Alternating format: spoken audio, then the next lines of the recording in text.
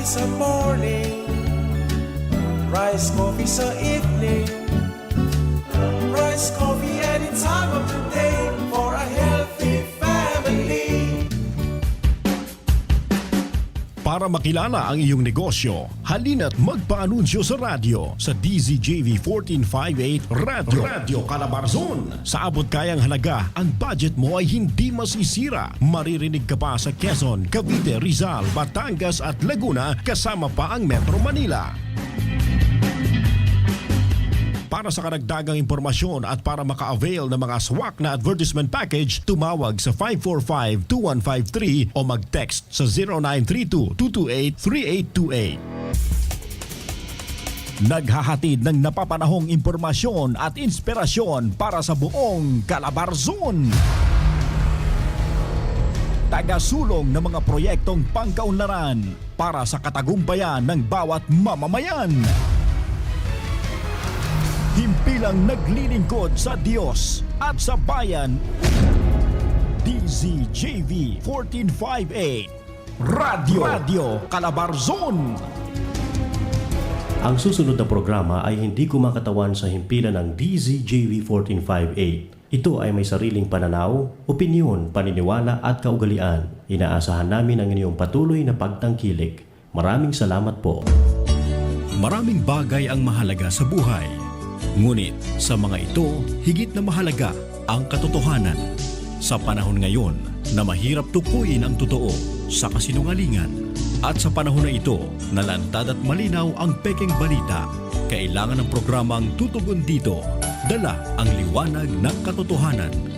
Samahan si Pastor Arnel Resurreccion sa 30 minutong talakayan na pagsisiwalat ng katotohanan na ang batayan ay ang salita ng Diyos sa programang Usapang Totoo, tuwing Miyerkules at Biyernes, 1:30 hanggang 2:00 ng hapon, dito sa Kaakibat ng Diyos para sa Bayan, DZJV 1458 Radio Calabarzon.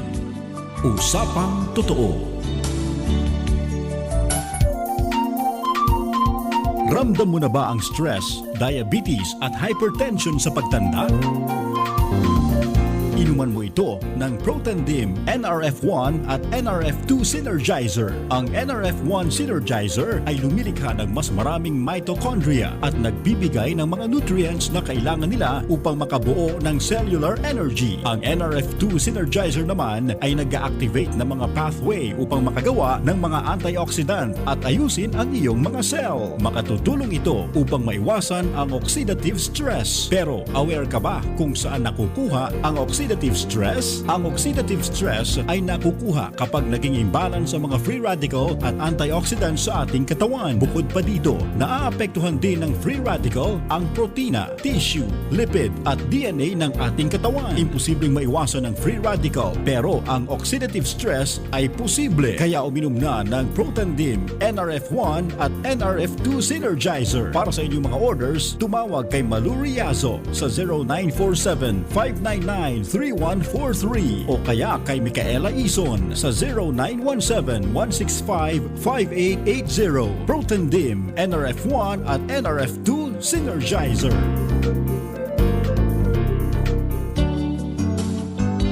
Yes, magandang hapon po sa lahat po ng ating mga kausapan totoo. Once again, ito po ang inyong lingkod, Pastor Arnel Resurreccion at your service. At narito po tayo sa araw po ng October 14, sa araw po ng Biyernes na tayo po napapakinggan at napapanood dito po sa DZJV 1458, ang Radyo Calabarzon at maging sa Maynila. At napapanood din naman po tayo mga kaibigan sa ating po mga FB pages. Una po yung FB pages ng DZJV at maging sa kanyang YouTube channel. Maging sinishare din po natin to sa ating GIL Pacita San Pedro FB page at maging sa ating personal account Arnel Resurreccion. Magandang hapon po sa lahat ng ating mga kaibigan at kausapan to.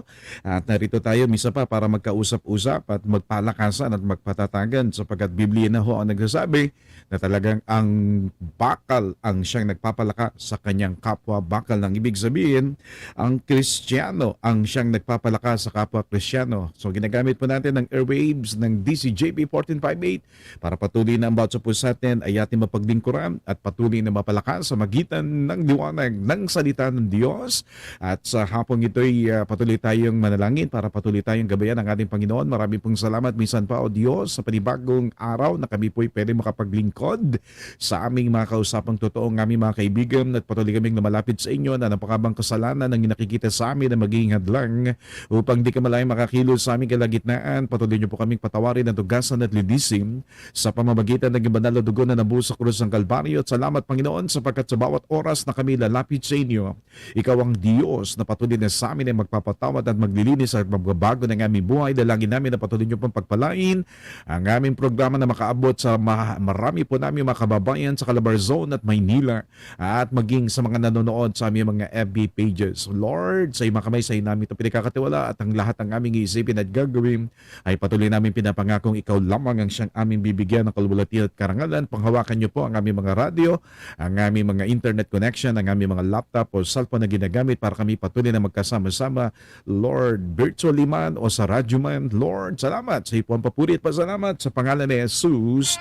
Amen. So minsan pa ho, mga kapatid, mga kaibigan, narito ho tayo at ang ating pong pag-uusapan na topic po para po sa araw na ito is in meditation of God. So mahalaga po na talagang kung tayo po ay may panahon para sa ating trabaho at nakikipag-usap sa ating mga kapwa katrabaho at maging sa mga estudyante naman, sa inyong mga colleagues na mga co-students o tungkol sa community naman, ang ating mga kaibigan na lagi natin nakakausap, ay mahalaga rin po na talagang meron din tayong panahon at higit sa lahat, alam ko po, ang itong pinaka-importante na tayo rin po may panahon higit sa lahat sa Diyos na patuloy na kayang magpala sa lahat ng mga bagay na gagawin ng ating mga kamay. Kaya patuloy po tayong nagpapasalamat sa panibagong pagkakataon nito na patuloy po tayong magkasama-sama. Binabati natin ang ating kaibigan at ating share na rin na masipag na nag-share.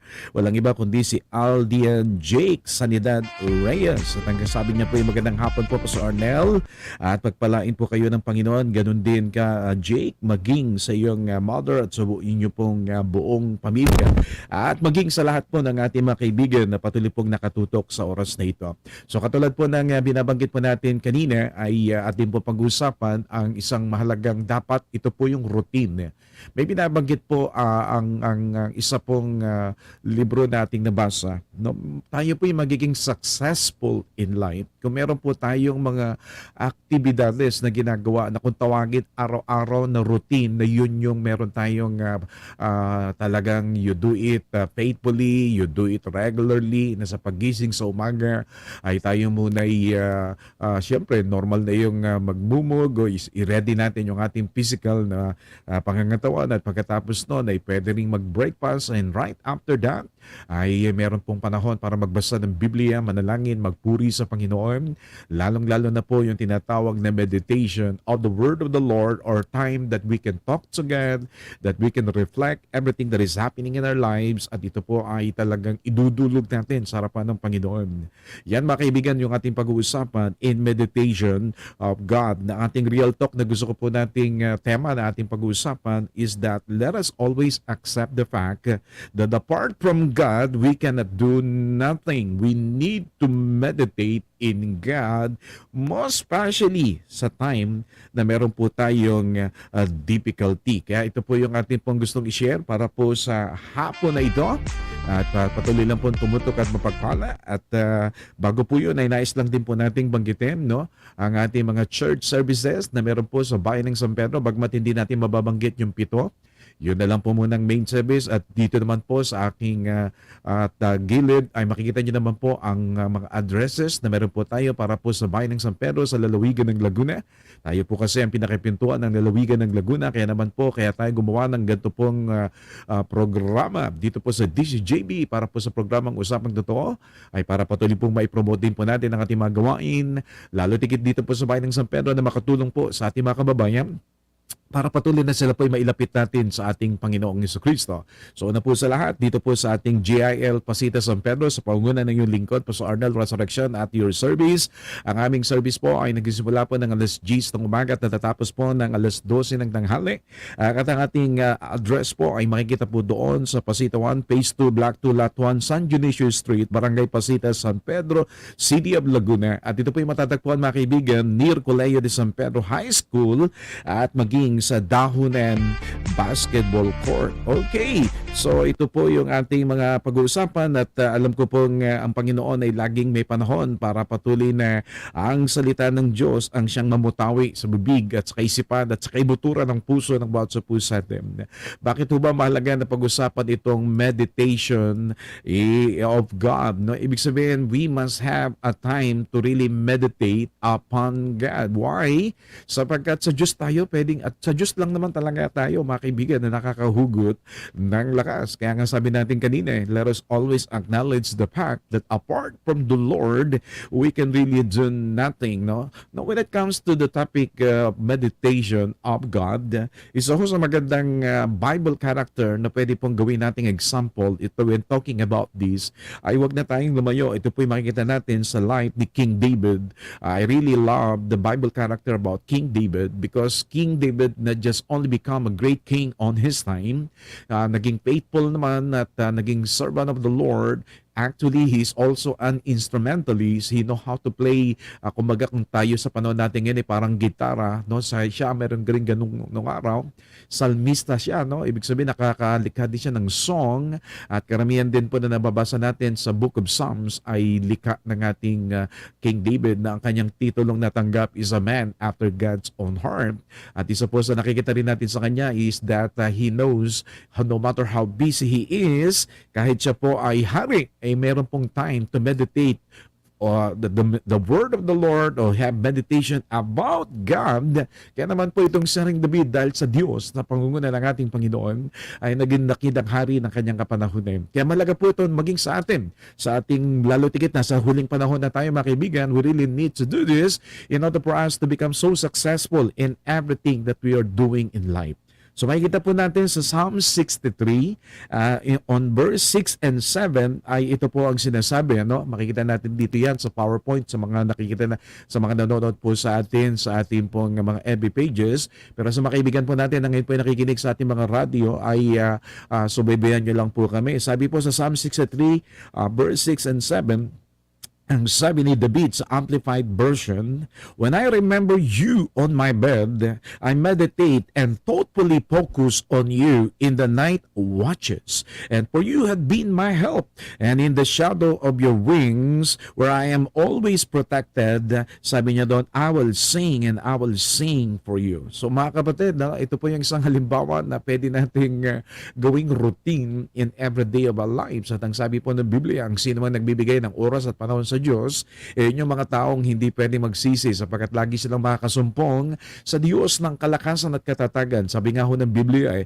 ang sino mang kumatok, ang pintuan ay bubuksan para sa kanya. Ang sino mang maghanap sa Diyos, sila ay masusumpungan nila ang kapangyarihan ng ating Panginoon. Kaya naman po talagang maging sa radyo, telebisyon, anumang pagkakataon na meron po tayong panahon, kung tayo naman po ay tapos na sa ating mga gawaing bahay at kung tayo man ay natin, kabagamat may ginagawa man, ay nasa ating kotse, sa ating jeepneys o sa anumang dako na meron pong radyo at pagkakataon na internet connection sa ating mga FB pages ay pwede tayong magkasama-sama at pakinggan ang mga salita ng Diyos na patuloy pong magbibigay ng paalala. Alam niyo po ito pong Psalm 63 is one of the example. This song of prayer was written by David before he became king of Judah when he had to go underground for a while to avoid being assassinated. So si King David ho, bago naging hari, and dami niyang pinagdaanan no? Nung siya po'y inanoint no, ni Prophet Samuel para po maging next king of the nation of Israel sapagkat nagsisi na ang Diyos sa pagkalagay at pagkapili ng bilang hari kay King Saul. Kaya makikita ho natin ay talagang sa kanya pong insecurity, bagamat dati niyang tao si David, ay talagang gusto niya at binalak niyang patayin para nang sa gayon wala siyang maging kakumpetensya. siya. Isa pong hindi magandang pag-uugali yung ganyan, ano? Kaya naman po ang Diyos ay nagsisi at siya'y tinanggal bilang isang hari at namili ng kapalit, at ang napili ng Diyos ay walang iba kundi si David, na talagang mapagpakumbaba at talagang mahal ng Diyos, at kaya naman po siya tataguriang sa isang titulong a man after God's own heart, dahil gagawin talaga ni David kung ano po ang makapag-please at makapagbibigay kalwalatian sa pangalan ng ating Panginoon. Kaya dumating po ang punto nung panahong ilang taon, na maraming panahon, na bago talaga siyang umupo bilang isang hari, it will take a while for him to be seated sa kanyang trono ng kapangyarihang inatas sa kanya ng Panginoon. Kaya dumating po sa time na siya po ay nagtago sa maraming mga bundok at maging sa mga underground na mga kuweba. And in those times, what he did is that he meditate for God, or he meditate in the presence of the Lord. Na yung isang magandang halimbawa na pwede nating tularan maging sa ating kapanahunan.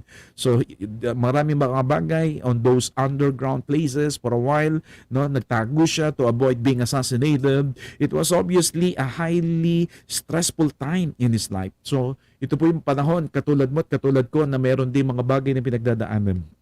He had been falsely accused of treason na hindi naman po totoo. So in verse 6, David speaks of meditating during sleepless night.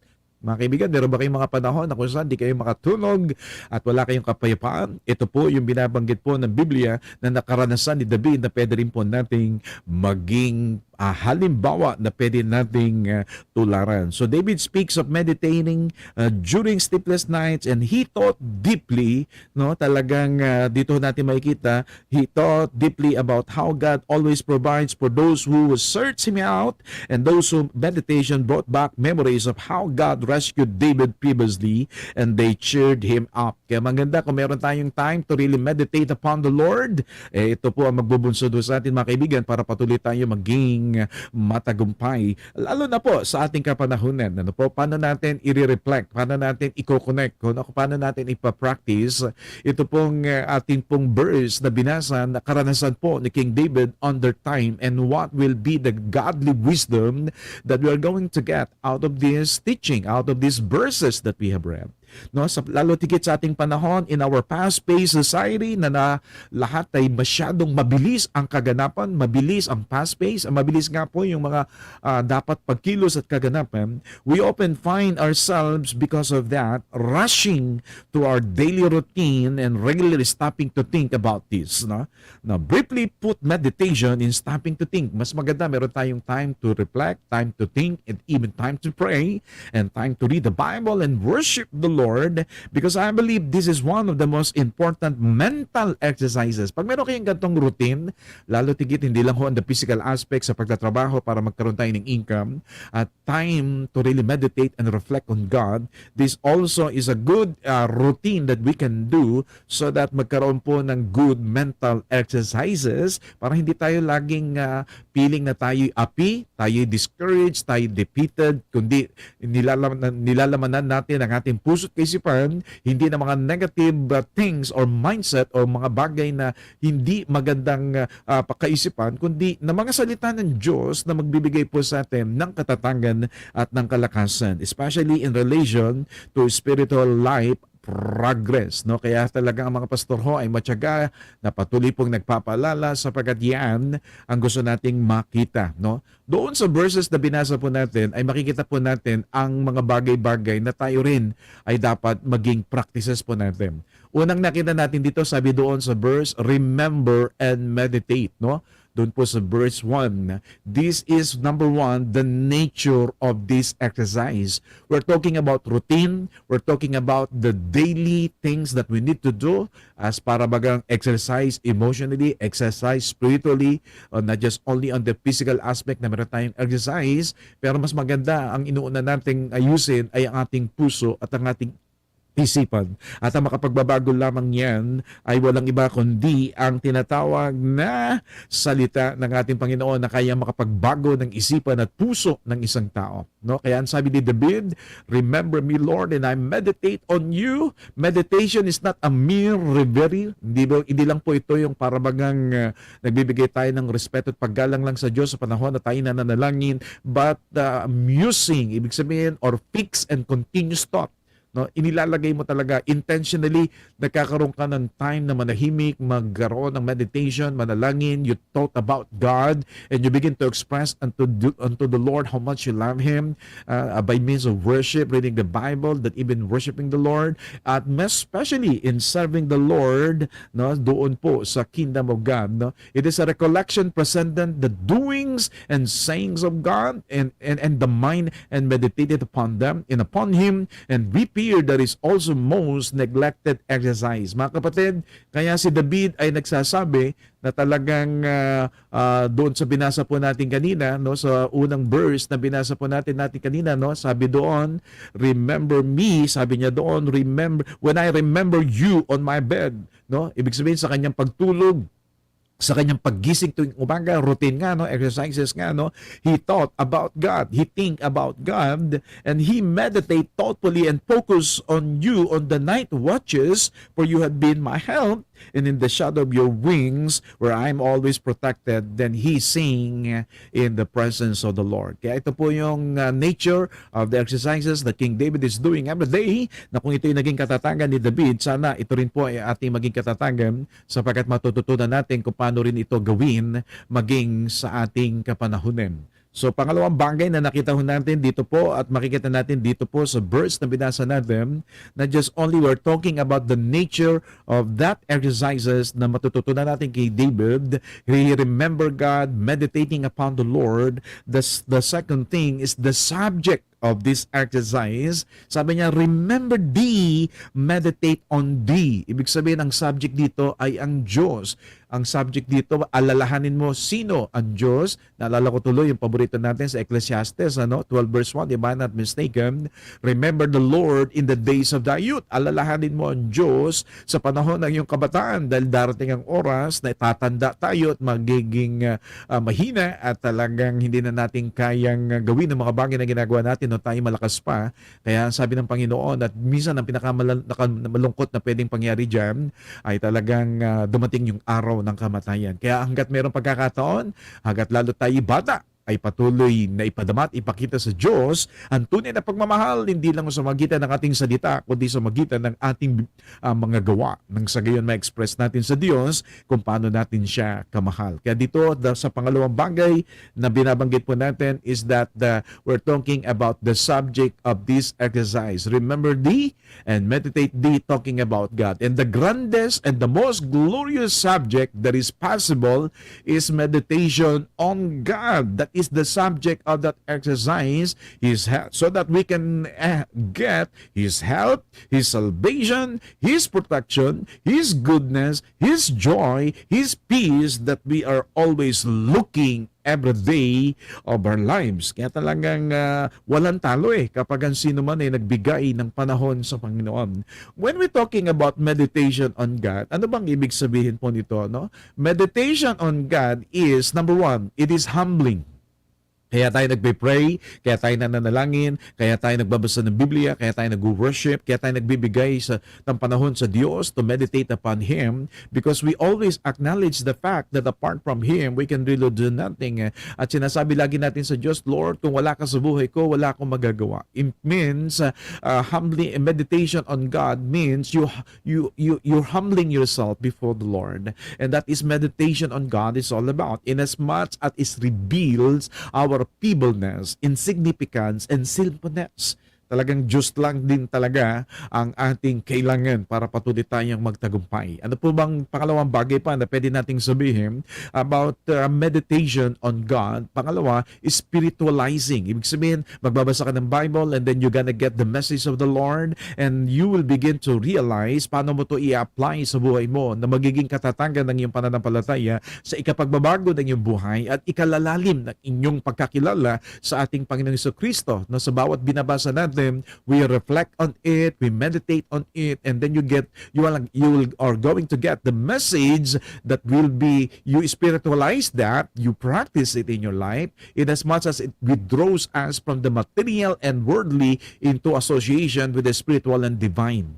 No? Bawat buhay natin may kanya-kanyang anggulo at parte. May mga bagay na tayo nakatutok minsan sa worldly things, pero ang pinakamaganda ay ang spiritual things sapagkat minsan magkalaban ang worldly sa spiritual. Ang sinasabi naman nating worldly ay hindi naman yung nabubuhay ka lang yung worldly. Meron tawag na worldliness na nabubuhay ka sa kasalanan, sa bisyo, sa materialism. Pero may mga bagay tayong ginagawang worldly ay yung tinatawag na nagtatrabaho tayo, meron tayong routine sa work, no? Yun na hindi naman po mga bagay na masama. Ang pinag-uusapan lang natin dito ay yung mga bagay na dapat mong gampanan on the spiritual aspect. Sana meron din tayong ganyan.